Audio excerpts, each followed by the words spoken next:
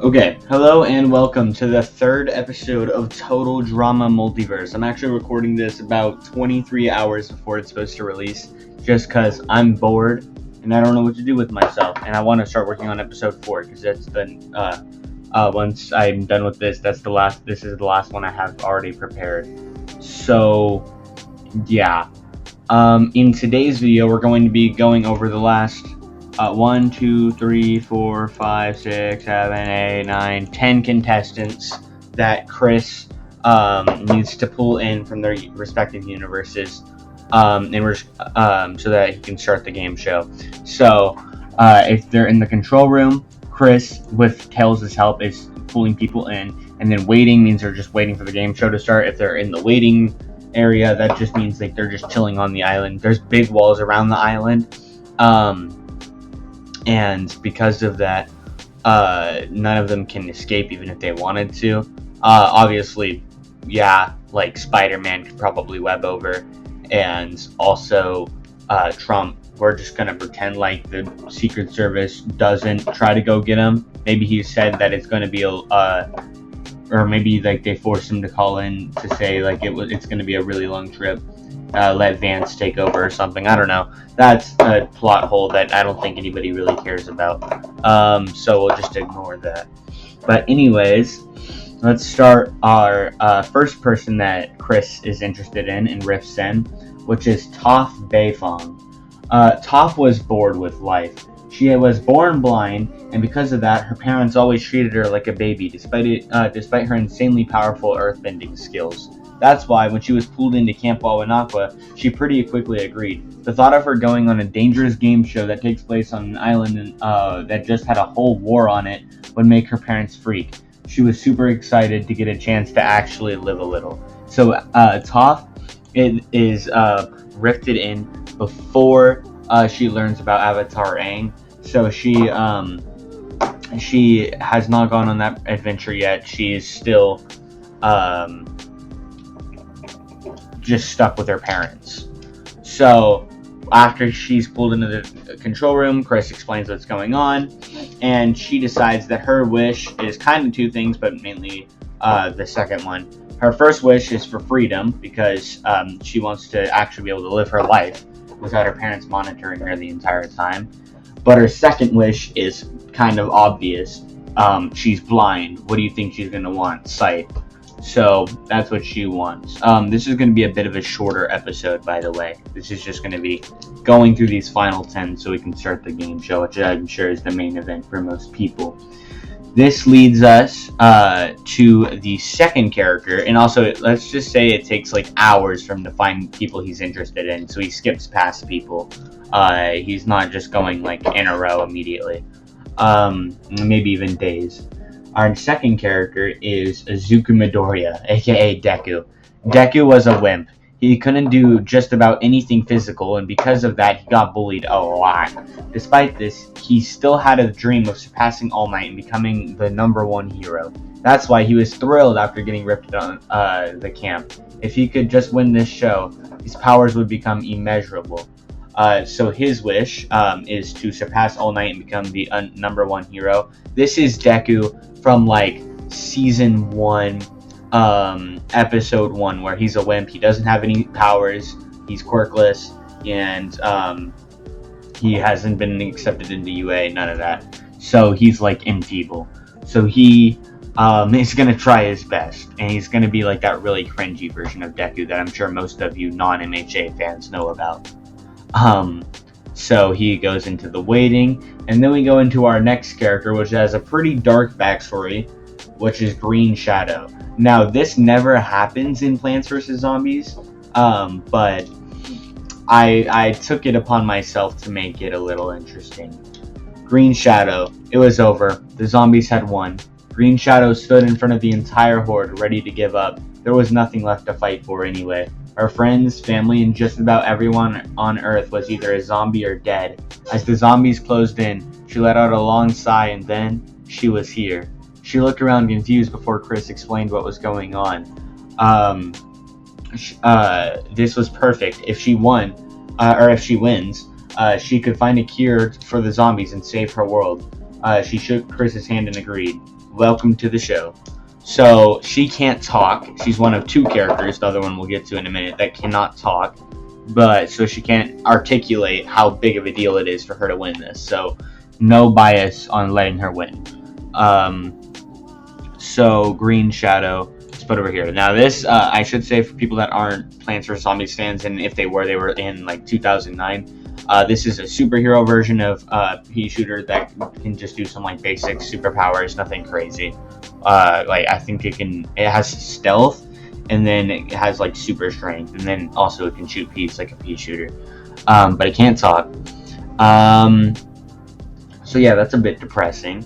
Then we get to the only character on this list who have actually kept me awake at night and given me nightmares, despite the fact that I've been a FNAF fan since I was 5. And that is Just Monica, Just Monica, Just Monica. Monica sat in her classroom in the sky worried. I'm gonna say the word, whatever. Senpai hasn't visited in weeks. I hope he's doing okay. That hurt my soul. Suddenly, the classroom started to glitch out, and then she was rifted to Camp Wawanakwa. After Chris explained the rules and the reward, Monica happily agreed. Not only was she out of her digital prison, but if she won the game, Senpai would never be able to leave her ever again. So her wish is to escape her digital prison and be with her Senpai forever. So, terrifying. Very scary. That's nice. Yeah. Then there's our next character, which is our only other character who cannot speak, which is Kissy Missy from Poppy Playtime. Kissy was terrified. The prototype was closing in on her. And she had nowhere to hide.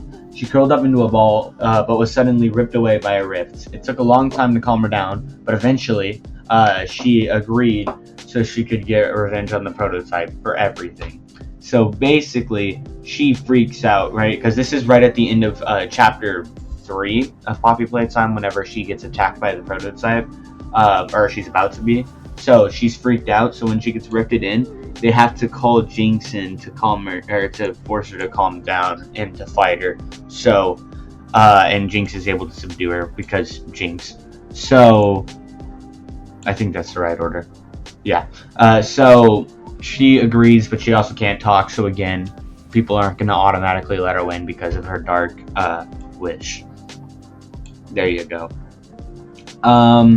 Then we get our next character, which is from the best game franchise of all time, Five Nights at Freddy's. And this is Fritz, aka Captain Foxy. After William Afton murdered 5 innocent children on that fateful day, he stuffed the bodies where no one would ever think to look, inside the animatronics. Fritz was one of the 5 children, and his body was stuffed into Foxy the Pirate. His soul now resides in Foxy's body, and he is forced every day to play his part so he doesn't draw suspicion and get disassembled. It was Halloween, and he had been dressed up in full pirate gear when that night a blue rift appeared in his cove. That's not the right word on the screen, but whatever. He was instantly transported to the island where he learned the game and its reward. This is perfect. If he won, he could get revenge on William and finally see his family again. And that's his wish, is if Fritz, I'm going to say Fritz, but other people are probably just going to call him Foxy. If Fritz wins, he wants to get revenge on Afton and see his family again. And also probably get his old body back.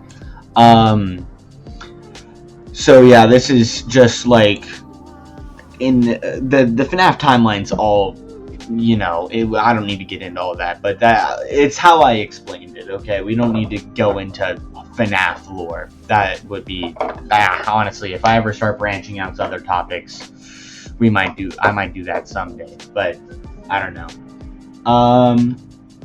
Then we have our next character from the Amazing Digital Circus, which is Jax. And I put the question marks there because we don't actually know Jax's real name. He doesn't know his own name. So I'm obviously just going to call him Jax. Jax had been stuck in the digital circus for years. He had completely given up on escaping and would try anything just to keep himself entertained so he wouldn't abstract. That's when suddenly he was rifted to the island. At first, he thought it was just one of Kane's adventures and brushed it off, but then it realized it was real after he saw that none of the other circus members were there. He was overjoyed and immediately agreed. If he could win this stupid game show, he could save everyone from the hell that was the digital circus, including Ribbit. So this is right after Ribbit extracted, but before Pomni shows up. So he's especially an asshole, even more than he already was. So, and he's also just depressed. So, yeah, and the reason Jax stays as his normal self is because we don't actually know what Jax would look like, and also that just makes him look more different than the rest of the cast, and he'll look better on thumbnails. So yeah, that's Jax. And then, and his wish is to escape the digital circus with all his friends, including the abstracted ones, and probably to kill Kane as well. Then we have our next character, which is another joke character, and this is Elmo from Sesame Street.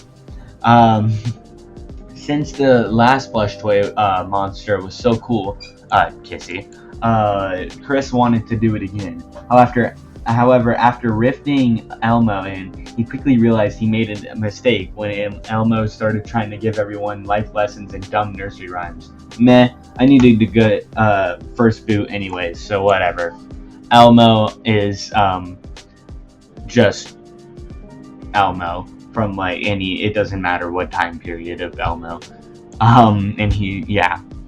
Also, I should probably mention Elmo has his personality, but he can say whatever. And also, for Fritz, some versions of the animatronics don't talk. Some of the animatronics do talk. Some of the animatronics only have pre-recorded voice lines. I debated on going back and forth if he could just say pre-recorded voice lines or if he could fully talk, but I've decided to make him fully be able to talk just because I feel like that would help his character more. Plus, we don't need 3 characters in a season that can't talk. Excuse me. Then we have our final 2 characters. We have In from Murder Drones, which is one of my favorite male characters in all of fiction. And serial designation In. In was a go-with-the-flow kind of robot. So after he was rifted to the island, he pretty quickly opened to the idea of going on a game show.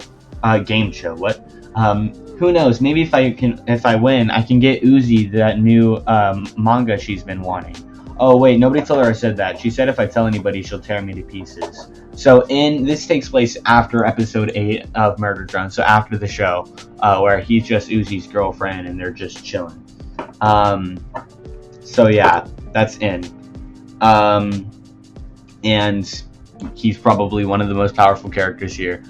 So that's nice. So his wish is obviously just to get Uzi that new manga she's been wanting, because he's kind of an idiot.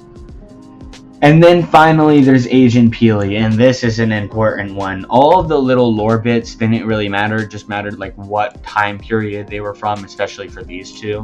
But this guy actually has lore that'll tie into some of the plots in the actual game show and at the end of the season, when the non-game show part of the lore starts to pick back up.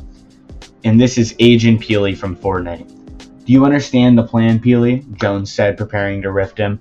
Yes, sir. Infiltrate the game show, last long enough to blend in, sneak into the control room, and transport the Zero Shard back here. Yep, that's about it, Hope said with a smile. See you on the flip side. Yeah, Peely, good luck on your first Zero Shard mission.